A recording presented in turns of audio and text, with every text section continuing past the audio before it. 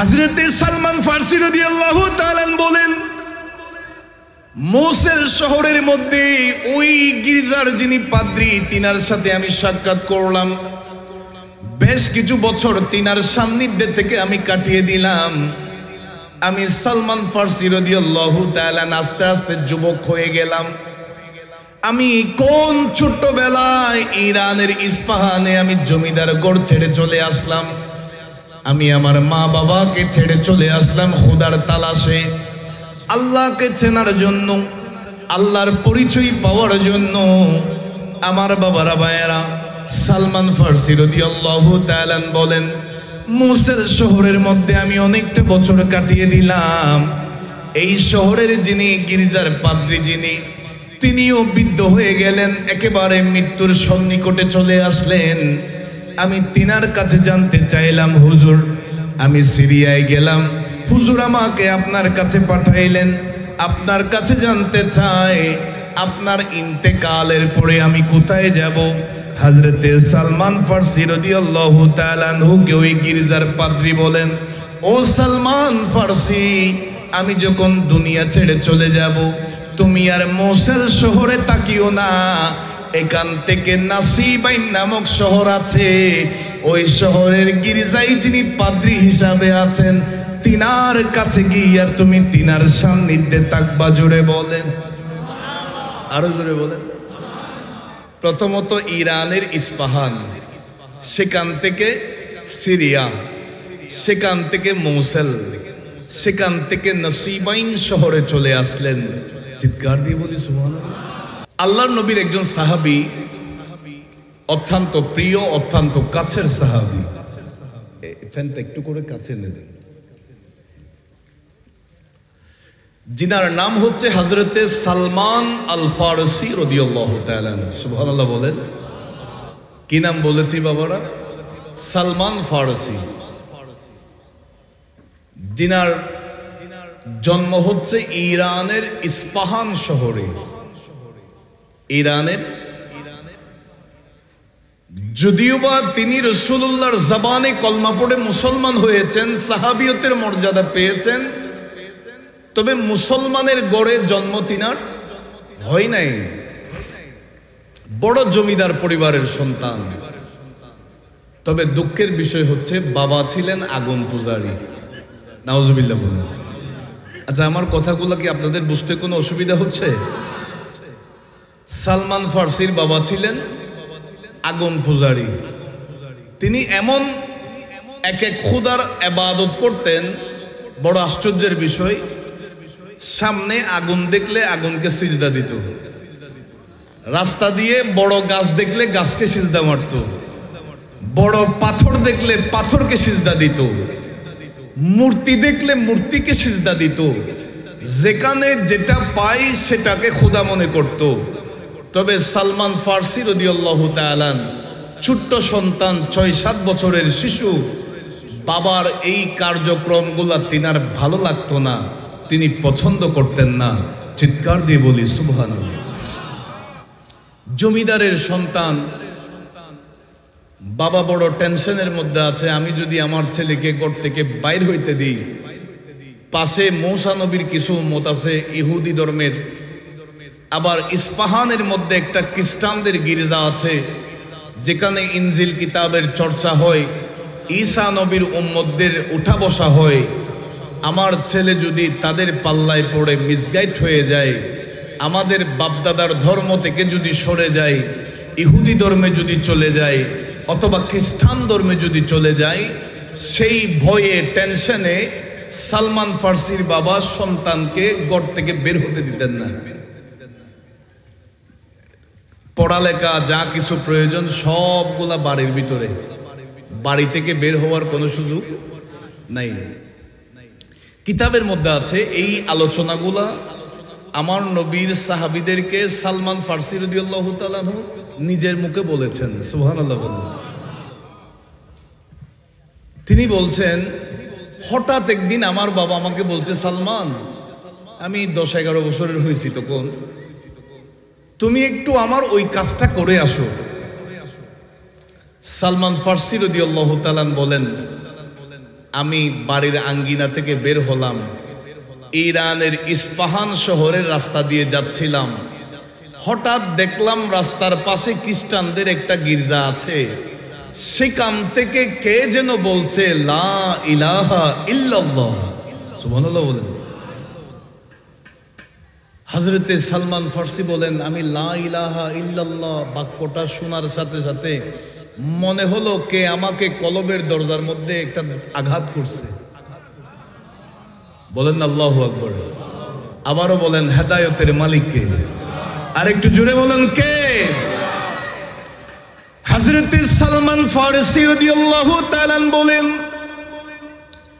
আমি যখন ইরানের ইস্পাহান শহর দিয়ে যাচ্ছিলাম, আমি ছোট্ট সন্তান, খ্রিস্টানদের গির্জার পাশ দিয়ে যখন যাচ্ছিলাম, আমি শুনতে পাইলাম কে যেন ডাক দিয়েছে লা ইলাহা ইল্লাল্লাহ। আমার মনের ভিতরে বিচরণ সৃষ্টি হয়েছে। আমি বড় আশ্চর্য হয়ে গেলাম, অবাক হয়ে গেলাম, এই বাক্যটার প্রেমে পড়ে গেলাম। আমি আর দেরি করি নাই, আমি খ্রিস্টানদের গির্জার ভিতরে ঢুকে গেলাম। আমি দেখতে পাইলাম খ্রিস্টান ধর্মের অনুসারীরা তারা ঈসা নবীর শরীয়ত মোতাবেক সেখানে নামাজ আদায় করছে। সুবহানাল্লাহ বলেন। ওই গির্জার একজন পাদ্রীর সাথে আমার সাক্ষাৎ হলো। আমি জিজ্ঞাসা করলাম, হুজুর আমি শুনতে পাইলাম লা ইলাহা ইল্লাল্লাহ, এর মানে কি? এই বাক্যটা দ্বারা কি বোঝানো হয়েছে? ওই খ্রিস্টান ধর্মের পাদ্রী বলেন, ও ছোট্ট বাচ্চা, ও ছোট্ট শিশু, লা ইলাহা ইল্লাল্লাহ মানে আল্লাহ ছাড়া কোনো ইলাহা নাই, কোনো মাবুদ নাই, কোনো উপাস্য নাই। এই সারা পৃথিবী সমগ্র জাহানের যিনি খালেক মালিক, যিনি সৃষ্টিকর্তা পালনকর্তা, তিনি হলেন শুধুমাত্র একক আল্লাহ।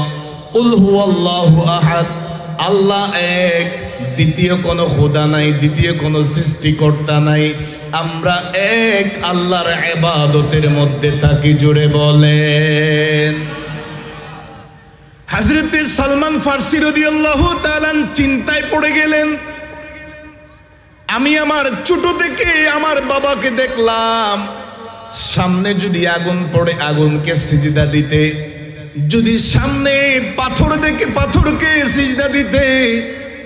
আমি যখন আমার বাবাকে দেখেছি মূর্তি দেখলে মূর্তিকে সিজদা দিতে। আমি আমার বাবাকে জিজ্ঞেস করলাম, বাবা এই আগুনের পূজা কেন আপনি করেন?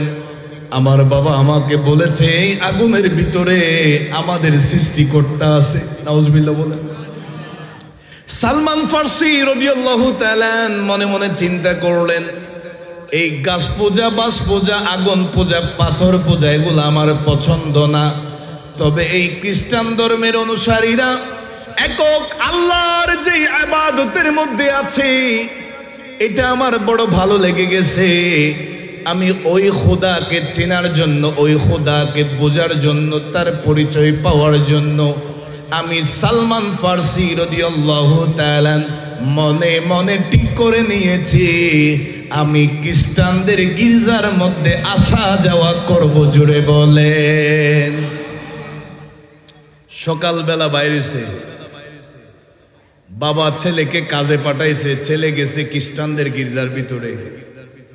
1 ঘন্টা পার হয়ে গেছে, 2 ঘন্টা পার হয়ে গেল, সালমান তো এখনো ঘরে আসে না। বাবা বড় টেনশনে পড়ে গেছে, আমার ছেলে গিয়েছে কোথায়, ছেলে গেল কোথায়? সারা ইস্পাহান শহরে তন্ন তন্ন করে খুঁজছে, পাওয়া যাচ্ছে না। আর এইদিকে সালমান ফার্সি খ্রিস্টান ধর্মের পাদ্রীদের সাথে বসে বসে ইনজিল কিতাবের দরস নিচ্ছে। জোরে বলেন। আর একটু জোরে বলেন। তাদের কি বিরক্ত লাগছে? ইনশাআল্লাহ সামনে ভালো লাগবে। হযরতে সালমান ফার্সি রাদিয়াল্লাহু তাআলা এইভাবে সারাটা দিন ওই খ্রিস্টানদের গির্জার ভিতরে কাটিয়ে দিয়েছে। আমার বাবারা ভাইয়েরা, যখন সন্ধ্যা হয়ে গেল, 10 কিংবা 11 বছরের সন্তান সালমান ফার্সি রাদিয়াল্লাহু তাআলা সন্ধ্যাবেলা যখন ঘরের দিকে গেলেন, বাবা যখন দেখলেন, ও সালমান, সকালবেলা তোমাকে কাজে পাঠাইলাম, তুমি আসছো সন্ধ্যাবেলা। বাবা যখন একের পর এক প্রশ্ন করছে, হযরতে সালমান ফার্সি রাদিয়াল্লাহু তাআলা নির্ভয়ে বাবাকে বলে দিয়েছে, বাবা, আমি সকালবেলা খ্রিস্টানদের গির্জার ভিতরে ঢুকে গেলাম, কে যেন ডাক দিয়েছে, লা ইলাহা ইল্লাল্লাহ, আল্লাহ ছাড়া কোনো ইলাহা নাই, কোনো মাহবুদ নাই। বাবারে, আমি ওই মালিকের প্রেমে পড়ে গেলাম, ওই আল্লাহর প্রেমে আমি মগ্ন হয়ে গেলাম। তার পরিচয়ের জন্য আমি খ্রিস্টানদের গির্জার ভিতরে ঢুকে গেলাম, আমি সারাটা দিন তাদের গির্জার ভিতরে ছিলাম। বাবারে, আপনি তো গাছ পূজা, বাস পূজা, আগুন পূজা যা কিছু করেন না কেন, আমার মনে হচ্ছে আপনি ভুল পথের মধ্যে আছেন, পথভ্রষ্টতার ভিতরে আছেন। আর যারা লা ইলাহা ইল্লাল্লাহর জিকিরের মধ্যে আছে, তারাই তো সঠিক পথের মধ্যে আছে। জুড়ে বলেন। সালমান ফার্সি বাবা বলেন, আমি এত বছর যে বইয়ের মধ্যে ছিলাম, আজকে তো ঘটনা সেটাই ঘটে গেছে। আমি এত বছর টেনশনে ছিলাম, আমার ছেলে যদি ইহুদিদের পাল্লায় পড়ে ইহুদি হয়ে যায়, আমার ছেলে যদি খ্রিস্টানদের পাল্লায় পড়ে খ্রিস্টান হয়ে যায়, বাপ দাদার ধর্ম ছেড়ে দিবে আর আগুন পূজায় থাকবে না, সেই তো লা ইলাহা ইল্লাল্লাহর জিকিরের মধ্যে থাকবে। সালমান ফার্সি বাবা বলে যে আজকে থেকে আর ঘর থেকে বাইর হওয়া বন্ধ, দরজা বন্ধ করে দিলেন, দুই হাতের মধ্যে শিকল লাগাইলেন। সালমান ফার্সির মাকে বলে দিয়েছে, সালমানের মা শুধুমাত্র খাবারের টাইমে খাবার দেওয়ার জন্য এই বাসায়, এই রুমের মধ্যে আসবে, তবে আজকে থেকে তার শিকলগুলা খুলে দেওয়া যাবে না। বড় কঠোর ঘরের মধ্যে রাখছে এভাবে।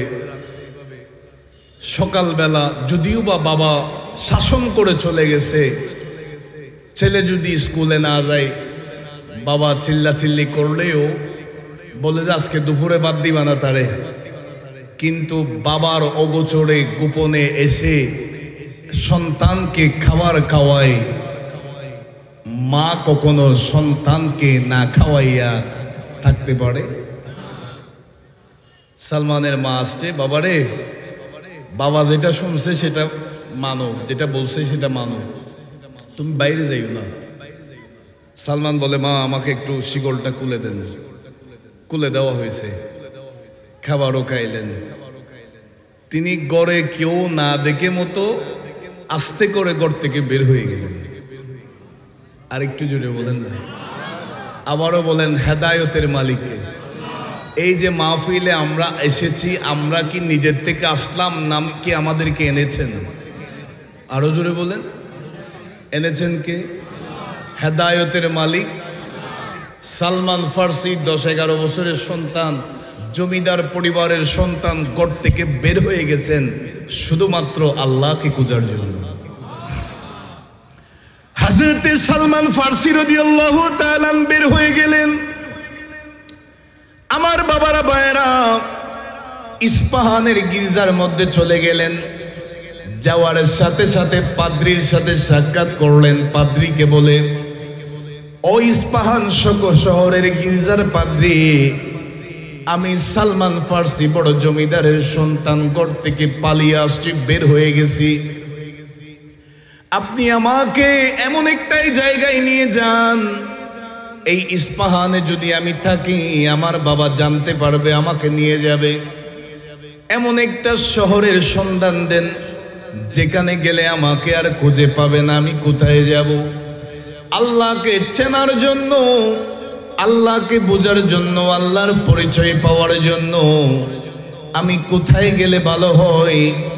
এই প্রশ্নটা যখন সালমান ফার্সি রাদিয়াল্লাহু তাআলা ওই ইস্পাহান গির্জার খ্রিস্টান ধর্মের পাদ্রীর কাছে জানতে চাইলেন, তিনি বলেন, ও সালমান, এক্ষুনি আমাদের একটা কাফেলা সিরিয়ার উদ্দেশ্যে চলে যাবে।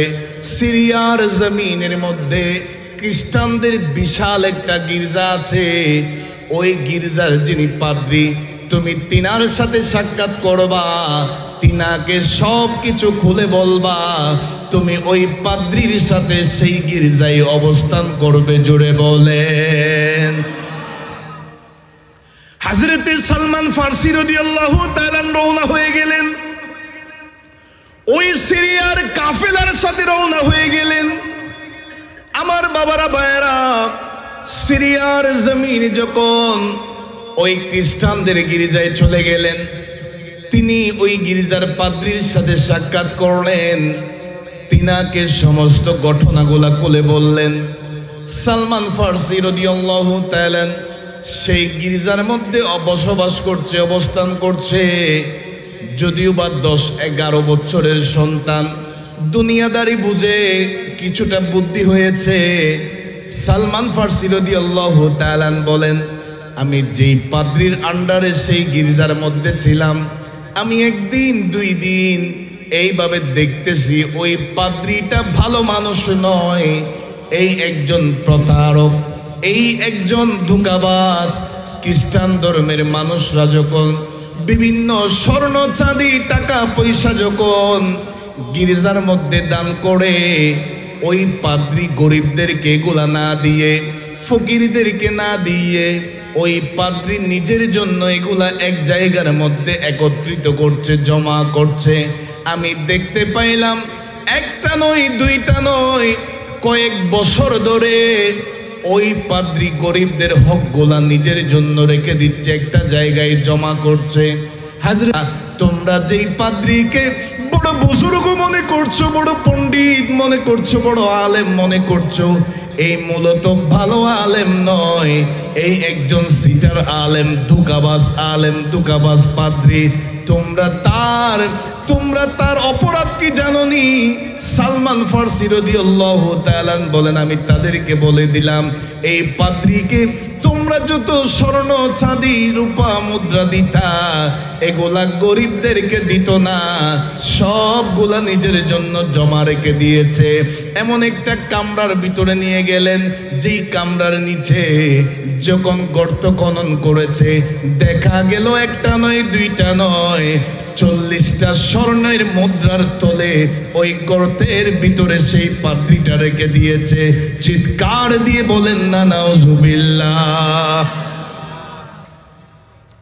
খ্রিস্টান ধর্মের মানুষরা যখন জানতে পারছে, বলে যে এরে তো আমরা বুজুর্গ মনে করে করে সবগুলা এনে দিতাম, এই তো দেখতেছি বড় বাটফার। এই ধরনের বাংলাদেশেও আছে না নাই? আরো জোরে বলেন। যদিও বা আলেমের লেবাস নিয়েছে, নিজের শরীরে ডেকোরেট যেটা করেছে, বড় জুব্বা পাগড়ি সবকিছু আছে, তবে ভিতরে ভিতরে সিটারি বাটফারি করে না।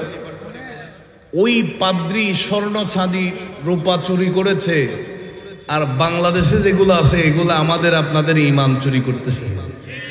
কথা বলেন ঠিক না? আল্লাহ এগুলার থেকে আমাদেরকে হেফাজত করুন। আপনারা কি রাগ করছেন? খ্রিস্টান ধর্মের অনুসারীরা যখন জানতে পারছে, একে শুলিতে চড়াইছে। খ্রিস্টানদের একটা নিয়ম হচ্ছে, কোনো মানুষ অপরাধ করলে শুলিতে চড়ানো হয়। এইভাবে হাত দুইটা দুই দিক দিয়ে পেরেক মারবে, পায়ের মধ্যে পেরেক মারবে, মাথার মধ্যে পেরেক মারে, এভাবে তাকে রাখা হয়। এরপরে তাকে পাথর দিয়ে নিক্ষেপ করে আঘাত করে এইভাবে শাস্তি দেওয়া হয়। পাদ্রীটা মারা গেছে, তারপরেও তার অপরাধের শাস্তি খ্রিস্টানরা দিয়েছে। নাউজুবিল্লাহ বলেন। সালমান ফার্সি রাদিয়াল্লাহু তাআলা বলেন, ওই পাদ্রীর জায়গায় আরেকটা পাদ্রী নিযুক্ত হয়েছেন। আমি তিনার সাথে ছিলাম 1 মাস, 2 মাস, 3 মাস, 1 বছর, 2 বছর। আমিও আস্তে আস্তে বড় হচ্ছি, পাদ্রীর সাথে থাকছি। আমি সালমান ফার্সি রাদিয়াল্লাহু তাআলা বলছি, খ্রিস্টান ধর্মের মধ্যে এই পাদ্রীর চাইতে বেশি নামাজ পড়তে আমি আর দ্বিতীয় কাউকে দেখি নাই। এত বেশি ভালো ছিল, বুজুর্গ ছিল, নেককার ছিল। জুড়ে বলি সুবহানাল্লাহ। আর একটু জুড়ে বলে। আজকে কেমন জানি একটু ঠান্ডা ঠান্ডা লাগতেছে পরিবেশটা। আপনারা কি রাগ করেছেন? এই মাহফিলটা এই এলাকায় হওয়াতে আমাদের লাভ না লস? উপরে যারা আসি তাদেরও লাভ, আবার যারা আমাদেরকে ছেড়ে নিচে চলে গেছে তারাও খুশিতে আছে। কথা বলেন ঠিক না? একটু মোহব্বতের দিকে আমরা কয়েকবার রাসূলুল্লাহ সানাখানি করি। মনে বড় আশা ছিল যাব, মদিনায় যেতে চান আপনারা? একটু মোহব্বতে। মনে বড় আশা ছিল, আর জুড়ে জুড়ে মনে বড় আশা ছিল, মক্কাওয়ালা মদিনাওয়ালা আমায় তুমি দেখা দাও। বলেন আল্লাহুম্মা আমিন। মক্কাওয়ালা মদিনাওয়ালা আমায় তুমি দেখা দাও, মনে বড় আশা ছিল, আরো জোরে জোরে মনে বড় আশা ছিল। না আল্লাহুম্মা সাল্লি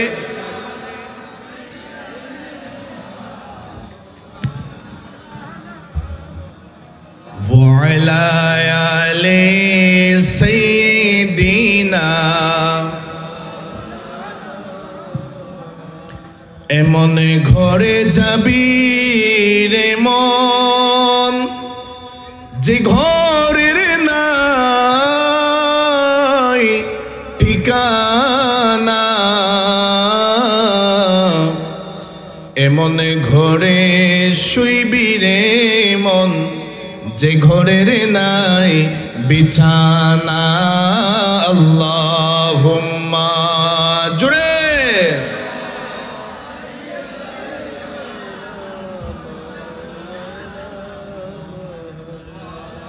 ওয়ালা আলি সাইয়্যিদিনা। হযরতে সালমান ফারসি রাদিয়াল্লাহু তাআলা এইভাবে ওই সিরিয়ার গির্জার মধ্যে অনেকটা বছর কাটিয়ে দিলেন।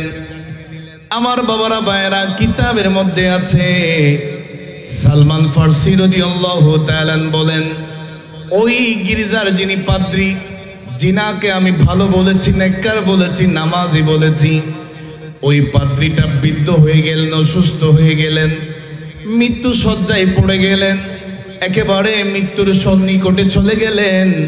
আমি সালমান ফারসি রাদিয়াল্লাহু তাআলা তিনার কাছে গেলাম, হুজুর আমি আপনার সাথে এতটা বছর কাটিয়ে দিলাম, আপনি তো অসুস্থ হয়ে গেলেন, আপনি তো বৃদ্ধা হয়ে গেলেন, হুজুর আপনার ইন্তেকালের পরে আপনি যখন আমাদের কাছ থেকে বিদায় নিবেন, তারপরে আমি কোথায় যাব আপনার কাছে জানতে চাই।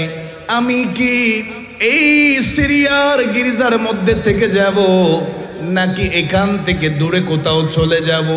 আপনি আমাকে একটা সিদ্ধান্ত দিন। ওই পাদ্রীটা বলে, ও সালমান ফারসি, আমি তো দুনিয়া থেকে চলে যাব, আমার সময় একেবারে কাছে চলে এসেছে। ও সালমান ফারসি, আমি যখন মারা যাব, তুমি আর সিরিয়ার জমিনে থাকো না, তুমি এখান থেকে মুসেল নামক শহরে একটা গির্জা আছে, ওই গির্জায় একজন পাদ্রী আছে, যিনি বড় ভালো মানুষ, বড় বুজুর্গ মানুষ। তুমি মোসেল শহরের গির্জায় গিয়া ওই পাদ্রীর সাথে তুমি থেকে যাবে। জোরে বলেন, আরো জোরে বলেন। সালমান ফারসি রাদিয়াল্লাহু তাআলা বলেন, সিরিয়ার গির্জার পাদ্রী যখন ইন্তেকাল করলেন, আমি এরপর মোসেল নামক শহরের মধ্যে চলে গেলাম। সুবহানাল্লাহ বলেন। আবারও বলেন তো, হেদায়েতের মালিককে? আর একটু জোরে বলেন। একটু চিন্তা করে দেখেন, কোথায় ইরানের ইস্পাহান, ইস্পাহান থেকে সিরিয়া, সিরিয়া থেকে এখন এসেছে মোসেল শহরে। সুবহানাল্লাহ বলেন। হযরতে সালমান ফারসি রাদিয়াল্লাহু তাআলা বলেন, মোসেল শহরের মধ্যে ওই গির্জার যিনি পাদ্রী তিনার সাথে আমি সাক্ষাৎ করলাম। বেশ কিছু বছর তিনার সান্নিধ্যে থেকে আমি কাটিয়ে দিলাম। আমি সালমান ফার্সি রাদিয়াল্লাহু তাআলা আস্তে আস্তে যুবক হয়ে গেলাম। আমি কোন ছোট্টবেলায় ইরানের ইস্পাহানে আমি জমিদার ঘর ছেড়ে চলে আসলাম। আমি আমার মা বাবাকে ছেড়ে চলে আসলাম খোদার তালাশে, আল্লাহকে চেনার জন্য, আল্লাহর পরিচয় পাওয়ার জন্য। আমার বাবারা ভাইয়েরা, সালমান ফার্সি রাদিয়াল্লাহু তাআলা বলেন, মোসেল শহরের মধ্যে আমি অনেকটা বছর কাটিয়ে দিলাম। এই শহরের যিনি গির্জার পাদ্রী যিনি, তিনিও বৃদ্ধ হয়ে গেলেন, একেবারে মৃত্যুর সন্নিকটে চলে আসলেন। আমি তিনার কাছে জানতে চাইলাম, হুজুর আমি সিরিয়ায় গেলাম, হুজুর আমাকে আপনার কাছে পাঠাইলেন, আপনার কাছে জানতে চাই আপনার ইন্তেকালের পরে আমি কোথায় যাব।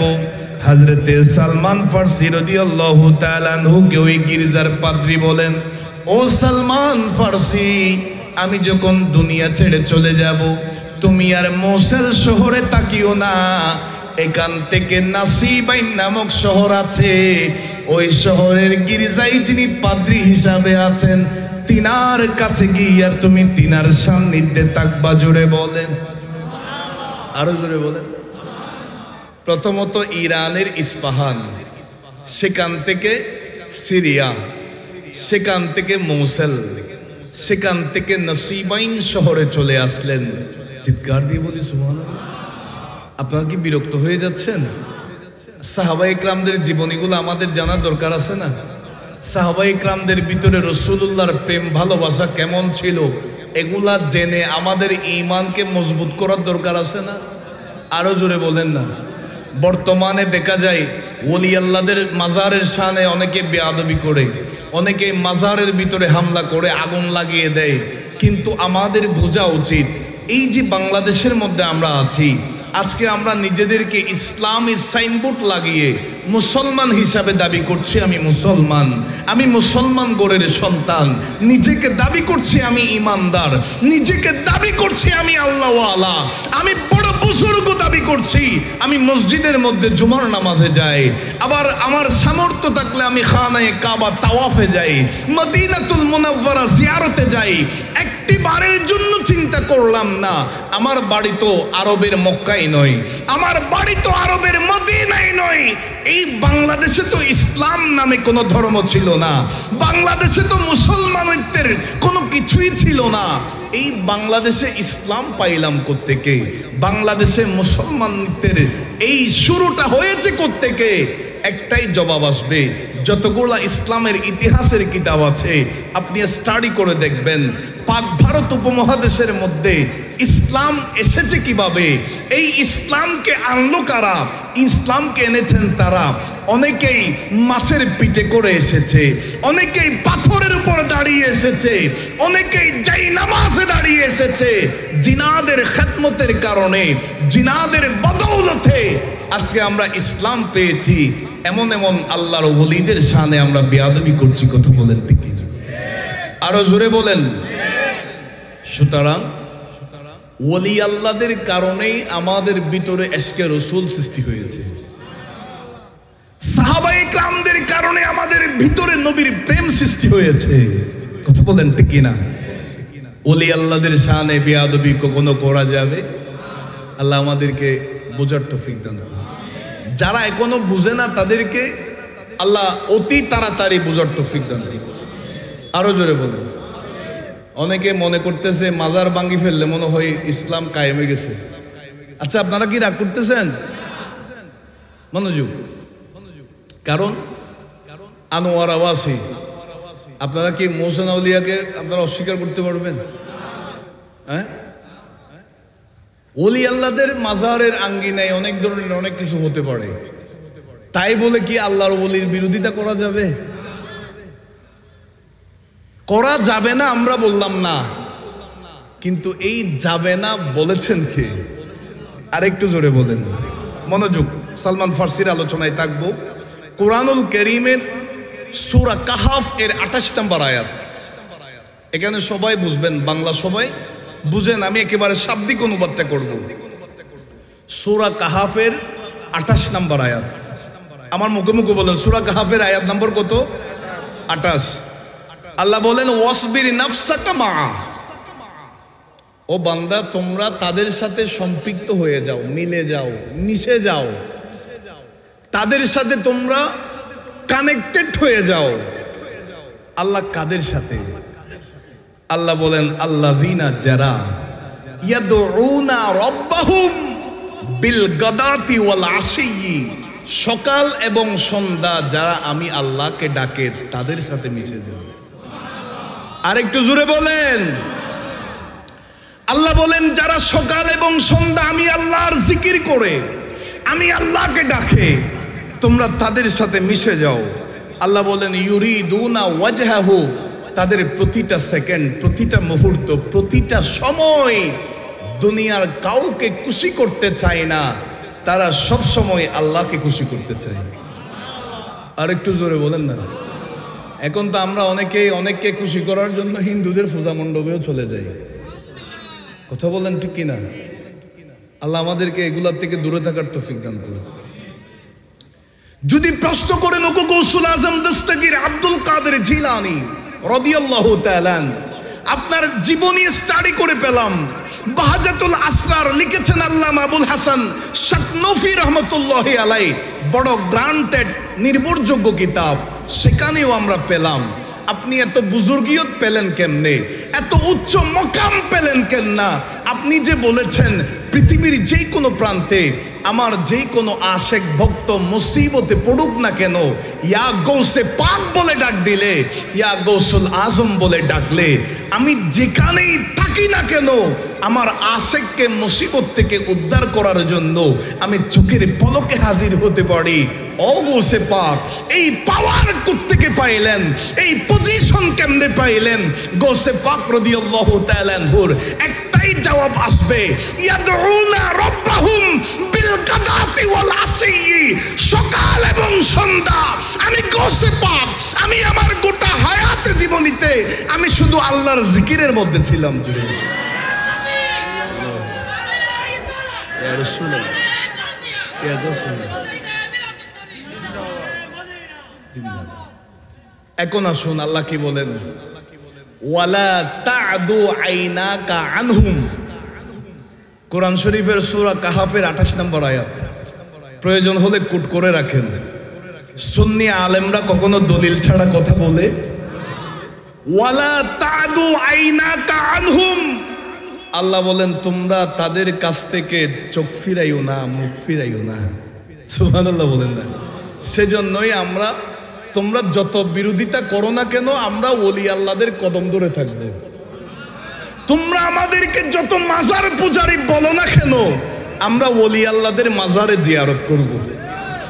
তোমরা আমাদেরকে যত দূরে রাখতে চাও, আমরা ওলি আল্লাহদের কদমে তত কাছে আসব। কারণ আমার আল্লাহ বলছেন, ওয়ালা তা'দু আইনাকা আনহুম, তোমরা ওলি আল্লাহদের কাছ থেকে চোখ ফিরাইও না। আমাদেরকে এই নির্দেশনা, এই আহ্বান, এই বাণীটা আমাদেরকে দিয়েছেন কে? আরেকটু জোরে বলেন। সুতরাং ওলি আল্লাহদেরকে কখনো অস্বীকার করা যাবে? আনোয়ারার জমিনে যদি কেউ মুসলমান দাবি করে, মোহসেন আউলিয়া বাবাকে কখনো অস্বীকার করা যাবে? কারণ কেন জানেন? ছোট্ট একটা এক্সাম্পল দিই, মনোযোগ। আচ্ছা আপনারা কি রাগ করছেন? আমি যে এখান থেকে যাব, হয়তো পথে কোনো দুর্ঘটনা হতে পারে, তাই বলে কি হক কথা বলা বন্ধ করে দিব? আলেম ওলামারা কি হক কথা বলা বন্ধ করে দিবে? এটা কখনো হতে পারে না। মনোযোগ। সন্তান যদি বলে বাবাকে, এটা আমার বাবা না, তাইলে ওই সন্তানের বৈধতা নিয়ে প্রশ্ন আসবে না? কথা বলেন না। এটা কি জায়েজ সন্তান নাকি না জায়েজ, বৈধ না অবৈধ প্রশ্ন আসবে না? বাংলাদেশের কোন মুসলমান যদি ওলি আল্লাহদের সামনে বেয়াদবি করে, খাজা বাবা গাজা খায়, এই ধরনের কত ধরনের নাউজুবিল্লাহ, কত ধরনের বেয়াদবিমূলক মন্তব্য করে, বাংলাদেশের কোন মুসলমান যদি ওলি আল্লাহকে অস্বীকার করতে চায়, ওই সন্তান বাবাকে অস্বীকার কারণে যেই অপরাধের অপরাধী, মুসলমান দাবি করার পরে ওলি আল্লাহদের সাথে বেয়াদবি করলে একই অপরাধী। কথা বলেন ঠিক কিনা? আল্লাহ যারা বোঝে না তাদেরকে বোঝার তৌফিক দান করুন। মনোযোগ। হযরতে সালমান ফারসি রাদিয়াল্লাহু তাআলা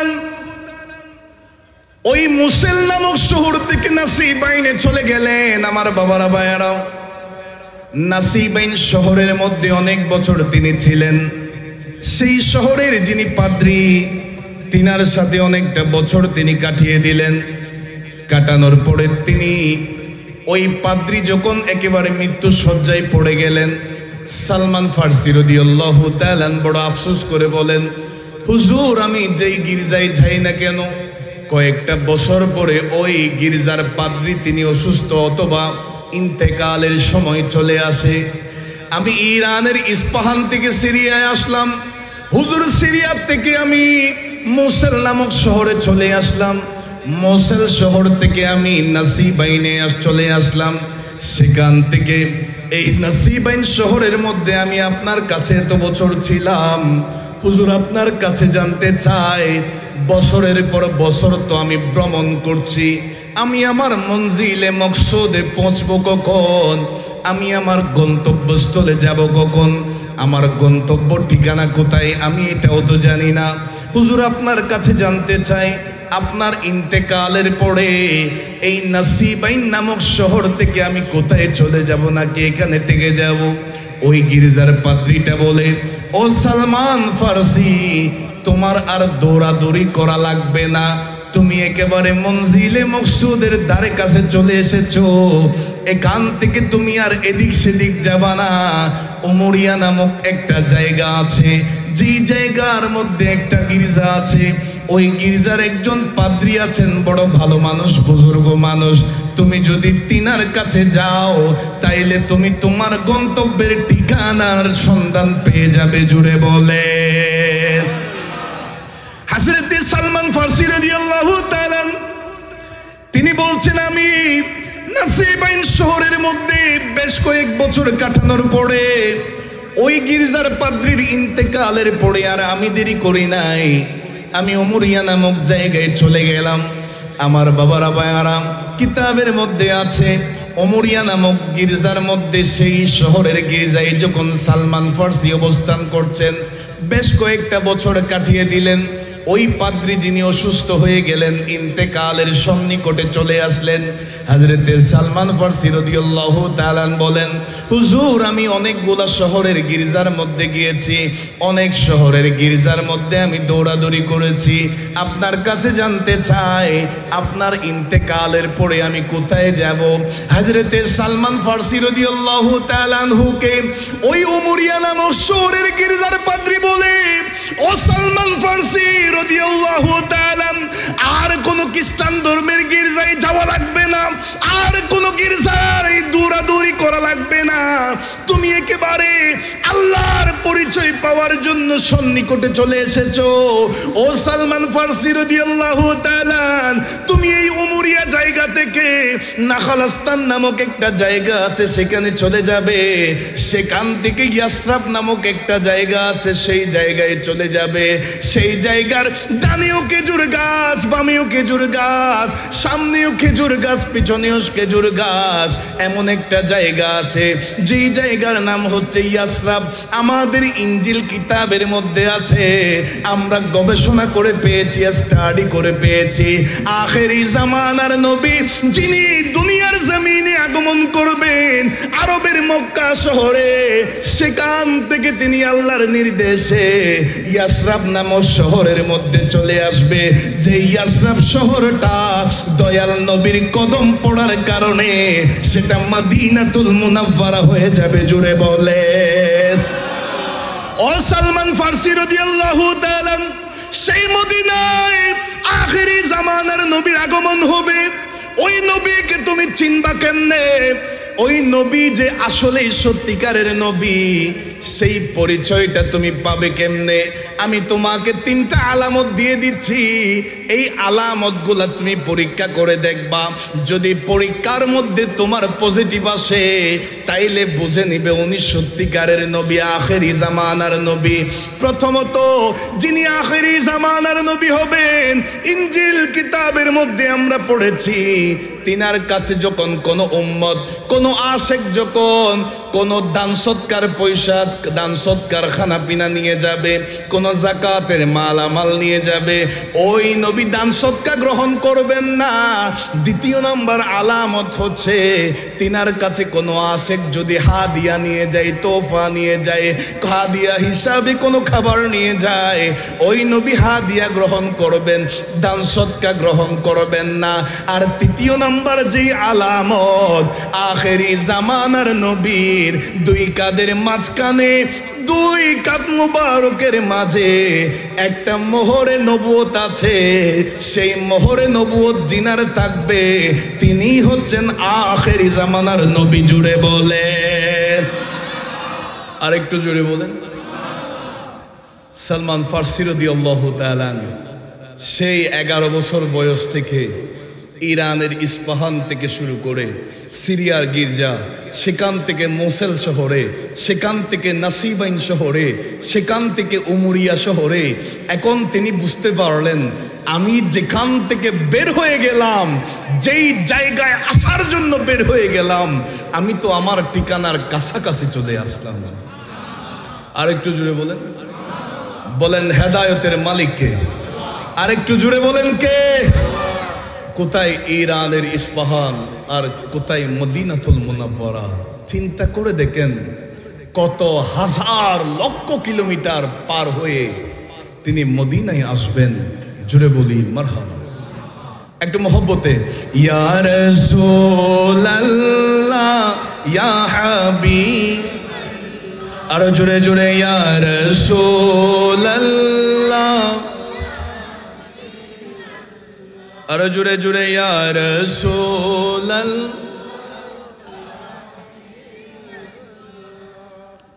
ইয়া রাসূলুল্লাহ ইয়া হাবিবাল্লাহ, ইয়া রাসূল।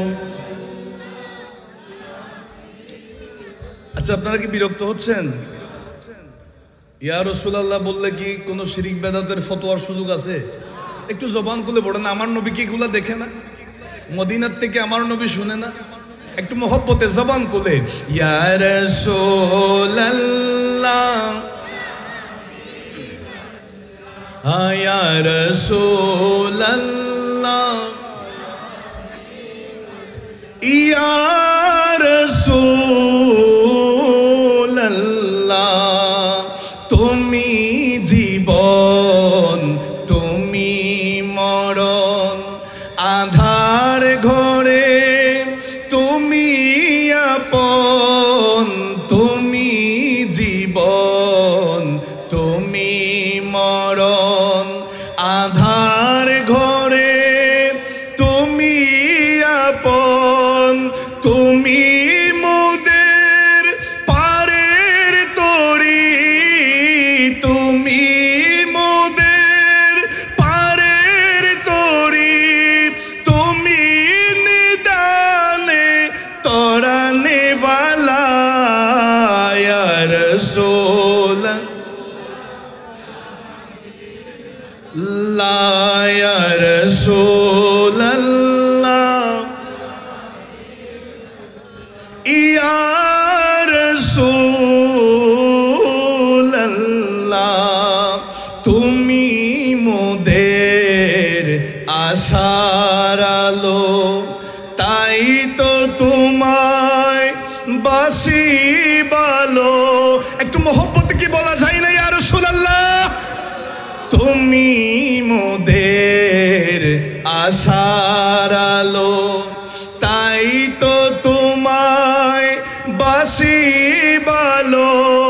হৃদয় নামের ফুলদানিতে, হৃদয় নামের ফুলদানিতে গেতে রেখেছি প্রেমেরই মালা, ইয়া রাসূলুল্লাহ, আর জোরে জোরে ইয়া রাসূলুল্লাহ ইয়া হাবিবাল্লাহ ইয়া রাসূলুল্লাহ ইয়া রাসূলুল্লাহ। সকলে আবারও বলি সাল্লাল্লাহু আলাইহি ওয়াসাল্লাম। আলোচনার মাঝখানে আমি আপনাদেরকে একটা বিষয়ে একটু সতর্ক করতে চাই, মনোযোগ। এই যে পাঁচ শিকদার বাড়ি সুন্নি সংগঠন আপনারা আজকে আয়োজন করলেন, ব্যবস্থাপনা করলেন, যুবকদের অক্লান্ত পরিশ্রমে, মুরব্বীদের সহযোগিতায়, সুপরামর্শে এত সুন্দর একটা আয়োজন হলো। আমাদের মনির ভাই আমাকে ফোন করছিল গত কয়েকদিন আগে, হুজুর আপনি কাফকো গেটে ওখানে একটু স্টপ করবেন, দাঁড়াবেন, আমাদের যুবকরা মোটরসাইকেলের বহর নিয়ে আপনাকে রিসিভ করবে। যদিও বা মনির ভাই আমাকে বলছেন, আমি এটা ব্যক্তিগতভাবে বিষয়টা পছন্দ করি নাই, তারপরও যেহেতু মাহফিল কমিটির ছেলেরা চায়, ছেলেদের একটা আবদার থাকে, আশা থাকে, এরা আসবে, নিয়ে আসবে। কাফকো গেটে যখন আসলাম আমি ডাইরেক্ট চলে আসছি মনির ভাইয়ের সাথে কথা বলে। আমি শুনলাম এই সংগঠনের 2টা যুবক অ্যাক্সিডেন্ট করছে। আল্লাহ তাদেরকে অতি তাড়াতাড়ি দ্রুত সুস্থতা দান করুন। আমাদের বিশ্বাস গৌসে পাক রাদিয়াল্লাহু তাআলা তিনার নূরানি জবানে বলেছেন, আশেক যেখানে বিপদে পড়ুক না কেন গৌসে পাক এসে সাহায্য করবে। আল্লাহ হুজুর গৌসে পাকের সাদকায় তাদেরকে শাফায়ে আজালা কামেলা। তো যে বিষয়টা বলছি, আমি গত 12 রবিউল আউয়াল মনির ভাইয়ের ঘরে মাহফিল করছি। গত বছর তিনি আমাকে দাওয়াত দিছিলেন, আমি গত বছর আসছিলাম। তাইলে চাতরি সমনি এলাকাটা আমার পূর্ব থেকে চেনা আছে না? কথা বলেন না। একজন বক্তা যদি নতুন আসে অথবা চিটাঙের বাইরের বক্তা, চিটাঙে আসলে কিচ্ছু চিনবে না, আরো তো বেগুন সিটিংয়ে চিনবো, আনোয়ারা চিনবো না কেন? আমাদেরকে যখন ডিটেলস দিবে, ঠিকানা দিবে, আমরা খুঁজে চলে আসতে পারি, অথবা কোন একজন গিয়ে আনতে পারে। এই যে যুবকরা মোটরসাইকেল নিয়ে গেছে, অ্যাক্সিডেন্ট করলো, এই জিনিসটা আসলে ঠিক না। তবে বড় দুঃখের বিষয়, আপনাদেরকে বলবো, যুবক যারা আছো তোমাদেরকে বলছি, মাহফিলের বক্তাকে মোটরসাইকেলের বহর নিয়ে আনলে এটা কিন্তু ইবাদত না। মাহফিলে বসে ওয়াজ শুনলে এটা ইবাদত। কথা বলেন ঠিক কি না? আপনি মাহফিলে বক্তাকে আনার জন্য মোটরসাইকেলের সাউন্ড বাজায় বিভিন্ন রাস্তাঘাট কাফায় কাফায় আনবেন, এটা আমি আমার যতটুকু সামান্য এলম আছে, আমি আমার চিন্তা গবেষণায় আমি এটাকে ইবাদতের অংশ হিসাবে নিতে পারবো না। আমার নবী হাদিসের মধ্যে বলেছেন, যেখানে আল্লাহর জিকির হয়, রাসূলুল্লাহর সানাখানি হয়, আল্লাহ আল্লাহ রসুলের জিকির হয়, সেই জায়গাটা আর দুনিয়ার সাধারণ কোনো জায়গা থাকে না, এটা জান্নাতের বাগান হয়ে যায়। সুতরাং মাহফিলের ভিতরে যারা, মাহফিলের ভিতরে বসাটা এটা জান্নাতের বাগান। কথা বলেন ঠিক কিনা? আমাদের বিশ্বাস, আমার নবী 1500 বছর আগে বলেছেন, আমরা জান্নাতের বাগানের শামিয়ানার ভিতরে আছি। কথা বলেন ঠিক কিনা? আল্লাহ আমাদেরকে বোঝার তৌফিক দান করুন। আমি এটা আমার ব্যক্তিগত একটা মতামত আপনাদের সাথে শেয়ার করেছি। আপনারা কি রাগ করেছেন? হ্যাঁ, করবেন সময়ে, প্রয়োজনে, বিশেষ প্রয়োজনে। হুজুর কেবলায়ে আলম বাংলাদেশ সফরে আসে, বা বিভিন্ন দরবারের পীর সাহেবরা, বড় বড় আল্লাহর ওলিরা আসে, এটা একটা বিষয় আছে।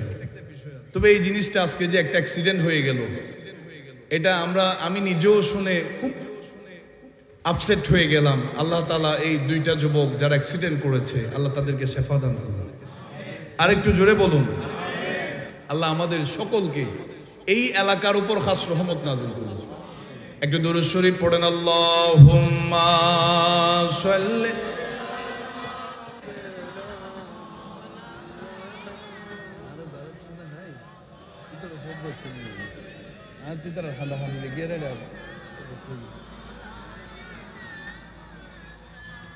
मदीना नो देखा तो कुछ भी ना देखा, मुहम्मद का रोज़ा है जन्नत का नक्शा। अल्लाहुम्मा जुरे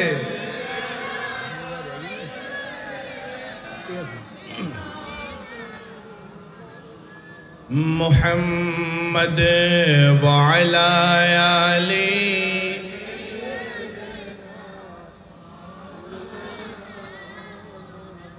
हजरत सलमान फारसी রাদিয়াল্লাহু তাআলা ওই উমরিয়া শহরের গির্জার যিনি পাদ্রী, তিনার ইন্তেকালের পরে তিনি মনে মনে চিন্তা করলেন, আমি এই শহরে আর বেশি দিন থাকবো না, এখান থেকে রওনা হয়ে যাব।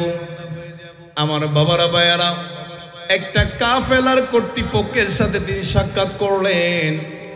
ওই কাফেলার মানুষদেরকে বলেছে, ও কাফেলার লোকেরা, আমি সালমান ফারসির যত সম্পদ আছে, আমার ছোট্ট থেকে এই পর্যন্ত সঞ্চয়কৃত জমাট যা টাকা পয়সা আছে, আমি তোমাদেরকে সব দিয়ে দিব। বিনিময়ে নাখলাস্তান নামক জায়গায় তোমরা আমাকে একটু দিয়ে আসো। জুড়ে বলেন, আর একটু জুড়ে বলেন। নাখালাস্তান থেকে আমাকে একটু ইয়াসরাব দিয়ে আসো। সালমান ফারসি বলেন, আমি আমার সম্পদ সব দিয়ে দিলাম। ওই কাফেলার মধ্যে আমি ঢুকলাম। কিছু দূর যাওয়ার পরে কাফেলার মানুষরা আমার সাথে বিশ্বাসঘাতকতা করেছে।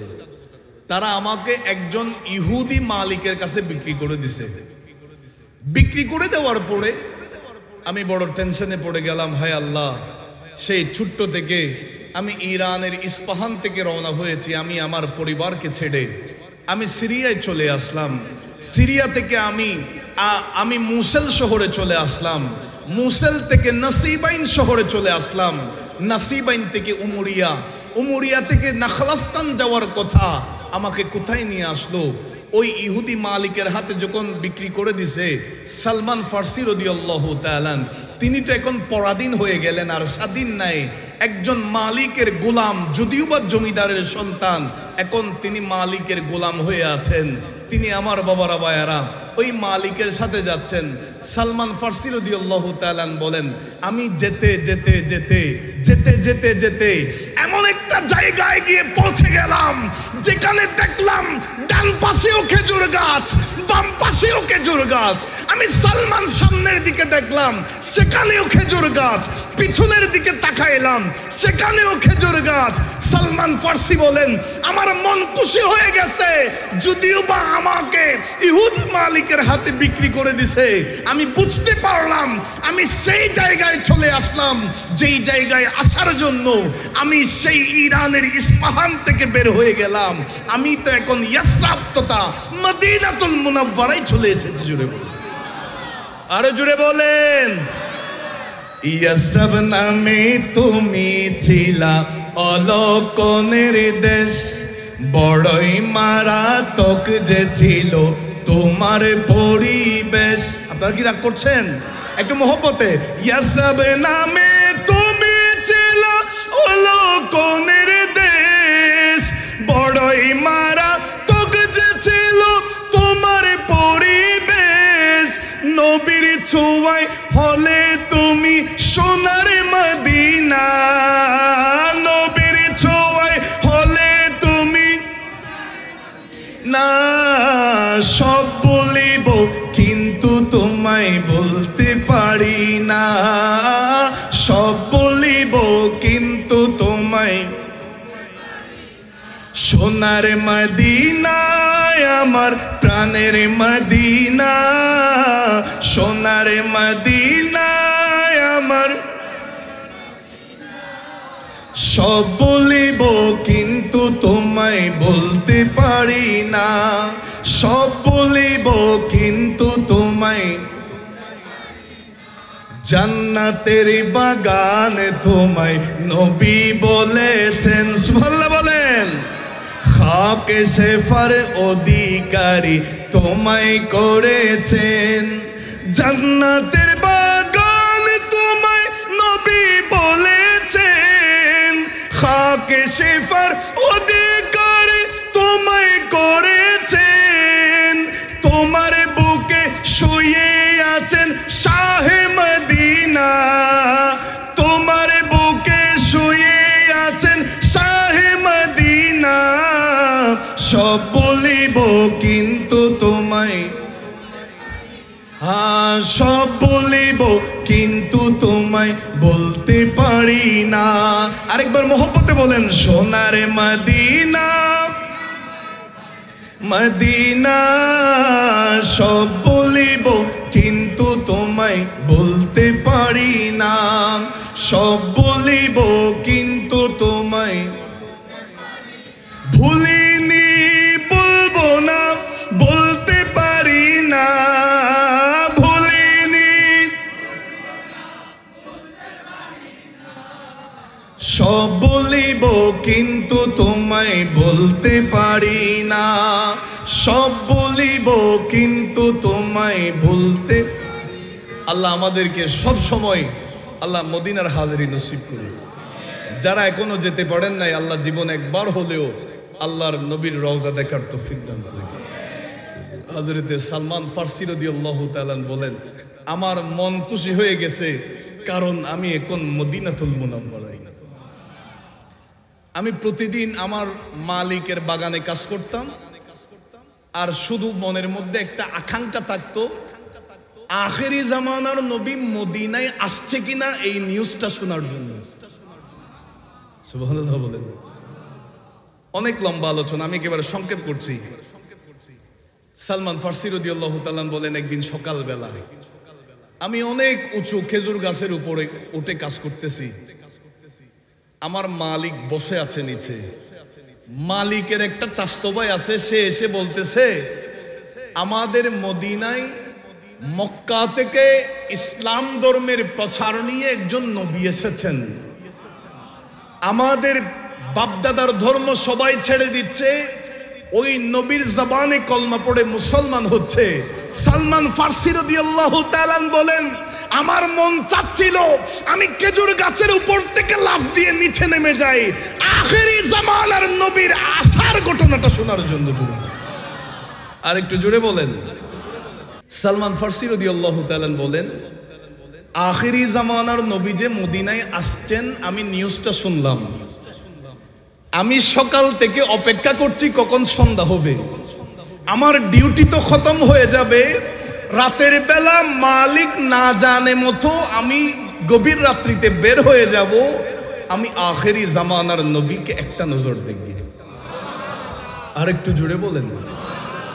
সালমান ফারসি রাদিয়াল্লাহু তাআলা রাতের বেলা কিছু জিনিসপত্র নিলেন, হাতের মধ্যে কিছু খেজুর নিলেন, কিছু টাকা পয়সা নিলেন, গভীর রাত্রিতে চলে গেলেন আমার নবীর সাথে সাক্ষাৎ করার জন্য।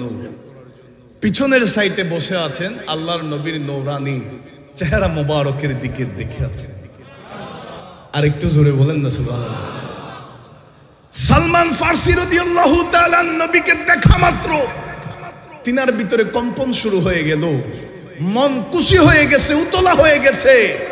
যেই নবীকে একটা নজর দেখার জন্য সেই সুদূর ইরানের ইস্পাহান থেকে আমি সিরিয়ায় চলে আসলাম, সিরিয়া থেকে মুসেলে আসলাম, মুসেল থেকে নসিবাইনে আসলাম, নসিবাইন থেকে উমরিয়াতে আসলাম, উমরিয়া থেকে নাখালাস্তান হয়ে ইয়াসরাব তথা মদিনাতুল মুনাওয়ারায় এসেছি।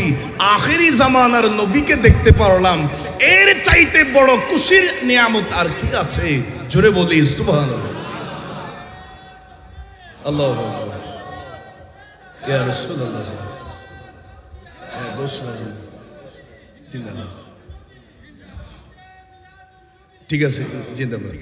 এরপরে তিনি কিছুক্ষণ পর আমার নবীর সামনে গেলেন, ইয়া রাসূলুল্লাহ, আপনার জন্য কিছু আমি দান সৎকার মালামাল আনলাম, কিছু জিনিসপত্র আনলাম, আপনি একটু গ্রহণ করুন। আমার নবী একজন সাহাবীকে বলেন, ও সাহাবী, এগুলো তোমরা নিয়ে নাও, যারা খাওয়ার তাদেরকে দিয়ে দিয়েছেন, তোমরা এগুলা খেয়ে ফেলো। সালমান ফারসি বলেন, তিনটা পরীক্ষার মধ্যে তো একটাতে পজিটিভ আসছে, আলহামদুলিল্লাহ বলেন। ওই দিন চলে গেলেন, আবারও সারাদিন মালিকের ডিউটি করলেন। সন্ধ্যার পর যখন রাত হয়ে গেছে তিনি আবারও রাসূলুল্লাহর কদমে হাজির হয়ে গেলেন। আবারও কিছু জিনিসপত্র আনলেন। নবী গো, গতকাল আমি দান সৎকার মালামাল আনছি, আপনি গ্রহণ করেন নাই, আজকে আপনার জন্য কিছু হাদিয়া এনেছি, কিছু তোহফা আনলাম, ইয়া রাসূলুল্লাহ আপনি একটু কবুল করুন। আমার নবী গ্রহণ করলেন, সেই কান থেকে একটু আহার করেছেন। জোরে বলি সুবহানাল্লাহ। সালমান ফার্সি তো আরো খুশি হয়ে গেলেন। দ্বিতীয় নম্বর পরীক্ষায় বুঝতে পারলাম ইনি আসলেই সত্যিকারের নবী। সুবহানাল্লাহ বলেন। এরপরে পরের দিন সারাটা দিন তিনি মালিকের কাজ করতেন, সন্ধ্যা হলে চলে আসতেন। সালমান ফার্সি বলেন, আমি বাগানে কাজ করলেও আমার মনটাকে কখন সন্ধ্যা হবে কখন রাত হবে আখেরি জামানার নবীকে একটা নজর দেখব। এর পরের দিন রাত্রে আমি রাসূলুল্লাহর কদমে গেলাম, শুনলাম আমার নবী একটা জানাজার নামাজের ইমামতিতে যাচ্ছেন। আমি সালমান ফার্সি এখনো কলমা পড়ে মুসলমান হই নাই, এখনো ঈমান আনি নাই। আমি রাসূলুল্লাহর সাথে ওই জানাজাতে চলে যাচ্ছি। নবীজির সাথে যাওয়ার সময় আমি কিছুক্ষণ বাম পাশে দৌড়াদৌড়ি করছি, আবার কিছুক্ষণ বাম পাশে ডান পাশে দৌড়াদৌড়ি করছি, এইভাবে নবীর পিছনে ছুটাছুটি করছি। কি যেন রাসূলুল্লাহর কাছ থেকে দেখার জন্য উতলা হয়ে আছে। আমার নবী দাঁড়িয়ে গেলেন, ও সালমান কাছে আসো, যেটা দেখার জন্য চাচ্ছ সেটা দেখে নাও। নবী নূরানি পিঠ মুবারকের কাফর তুলে দিলেন, ও সালমান দেখো আমি আল্লাহর সত্যিকারের নবী হয়ে এসেছি। জুড়ে বলেন আল্লাহ ইয়া রাসূলুল্লাহ।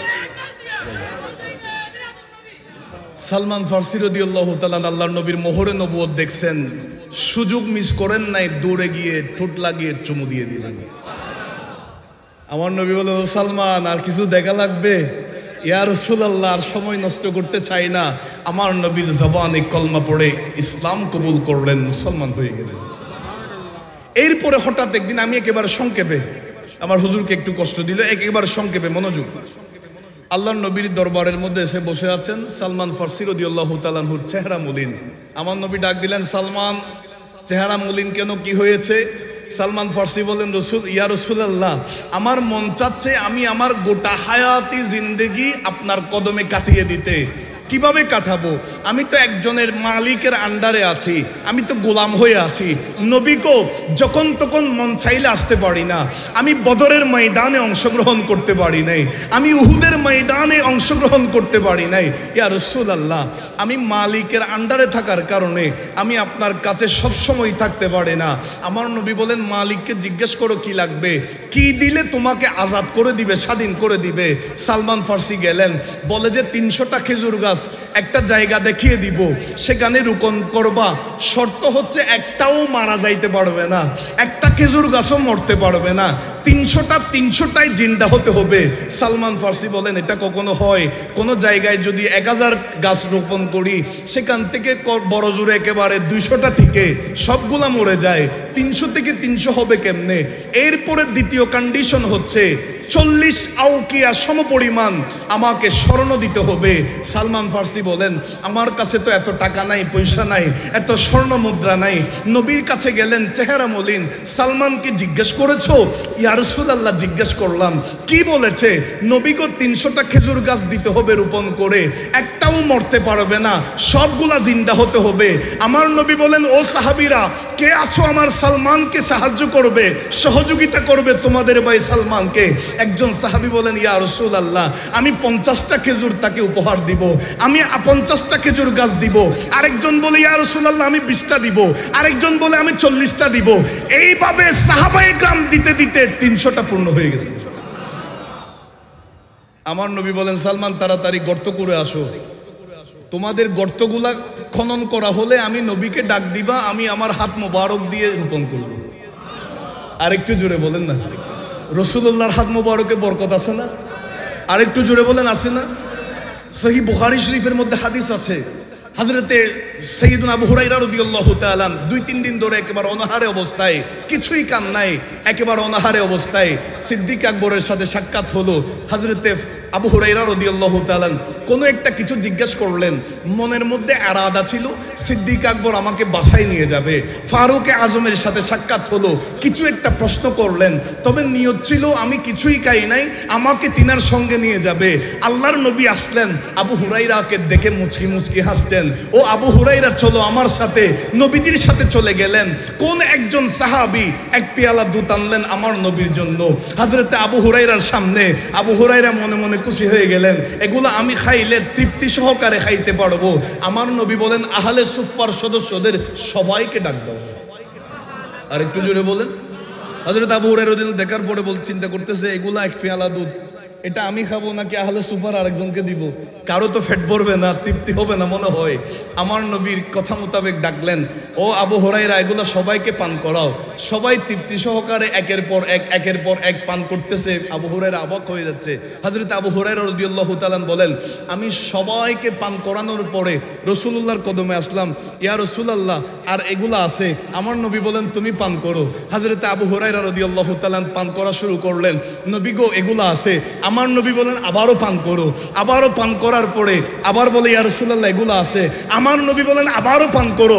হযরত আবু হুরায়রা রাদিয়াল্লাহু তাআলা বলেন, রাসূল গো আমি ওয়াল্লাহি আল্লাহর কসম করে বলি, যেই সত্তা আপনাকে সত্য ধর্ম নিয়ে দুনিয়াতে পাঠিয়েছেন, তিনার শপথ করে বলছি, আমার পান করার দুধ খাওয়ার মতো ফ্যাটের মধ্যে আর কোনো জায়গা নেই।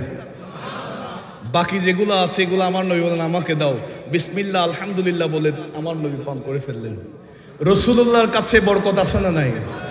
সালমান ফারসি রাদিয়াল্লাহু তাআলা খনন করার পরে বলে, ইয়া রাসূলুল্লাহ গর্তগুলা খনন হয়ে গেছে, আমার নবী বলেন আমাকে দাও।